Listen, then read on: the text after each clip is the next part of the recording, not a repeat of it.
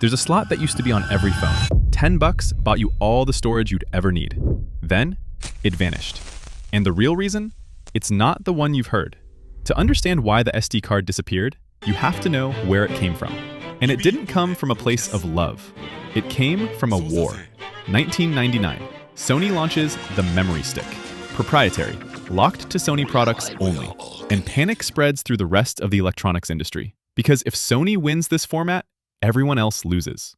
So 3 companies, SanDisk, Toshiba, and Panasonic, quietly team up and build a rival. They call it the Secure Digital Card, SD. But something funny happened next. By 2010, the SD card had become the default storage card on Earth.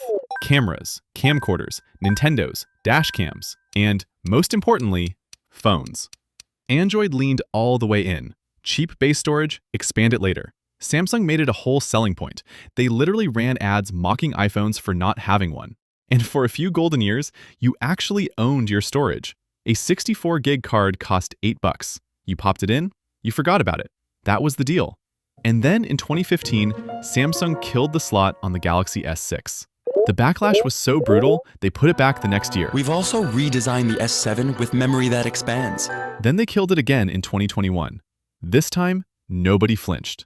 So what changed? Here's where the story gets uncomfortable. Because it's not one reason, it's 2. And only one of them is the villain you're expecting. Reason 1. The technology genuinely outgrew it. Modern phones use something called UFS, Universal Flash Storage. Now, the fastest microsd card on the market transfers data at about 100 megabytes per second. UFS 4.0, 4,000, 40 times faster. Apps loading, games saving, photos processing, UFS makes the phone feel instant. An SD card next to that makes it feel cheap. Reason 2, and this is the one you came for. The cloud arrived. iCloud, Google One, Samsung Cloud. Storage stopped being a thing you bought once. It became a thing you rent, forever. And the companies discovered the most beautiful business model in tech.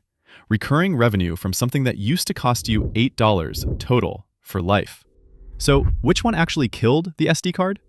Both, at once. And that's why nothing's bringing it back. Removing the slot didn't just delete a feature. It rewired the entire deal.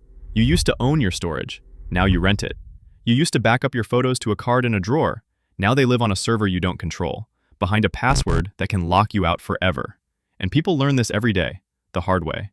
And the part that's almost insulting, going from 128 gigs to 512 gigs cost the manufacturer about $20 in flash chips. They charge you $200. A 10 times markup on a feature that used to cost $10 at a gas station. 2 new businesses from 1 missing slot. And the funniest part? The phones still have room for the slot. The engineers know it. The designers know it. Someone in a meeting right now is being told to find a reason it can't fit. Good luck to them.